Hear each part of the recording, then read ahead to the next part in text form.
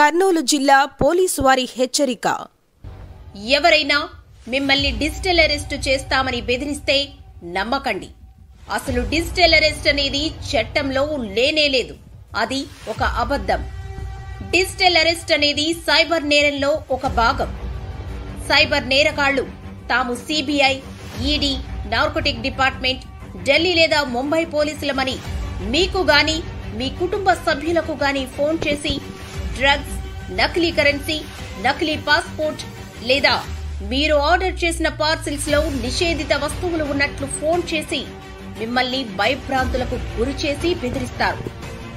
ఇందు నిమిత్తం మిమ్మల్ని digital arrest చేస్తున్నామని, ఒక గదిలో ఒంటరిగా ఉండమని చెప్పి వారు నిరంతరం వాట్సాప్ ద్వారా గాని, స్కైప్ ద్వారా గాని వీడియో కాల్లో మీతో మాట్లాడుతూ 2-3 రోజులు మిమ్మల్ని విపరీతమైన భయభ్రాంతులకు గురి చేస్తారు.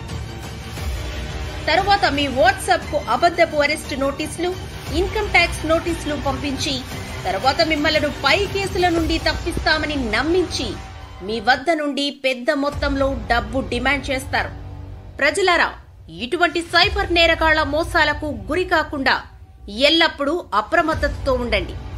సిబిఐ, ఈడీ, నార్కోటిక్ మరియు పోలీస్ అధికారులు ఎవరూ కూడా ఇటువంటి కాల్ చేసి డబ్బులు డిమాండ్ చేయరు. ఎవరికైనా ఇటువంటి కాల్స్ వచ్చినా, ఎవరైనా ఇటువంటి మోసాలకు గురి అయిన వెంటనే 1930 టోల్ ఫ్రీ నంబర్కు ఫోన్ చేయండి లేదా మా సైబర్ క్రైమ్ వెబ్సైట్ పోర్టల్ నందు వెంటనే రిపోర్ట్ చేసి మీ సమీప పోలీస్ స్టేషన్లో తెలియపరచవలెను.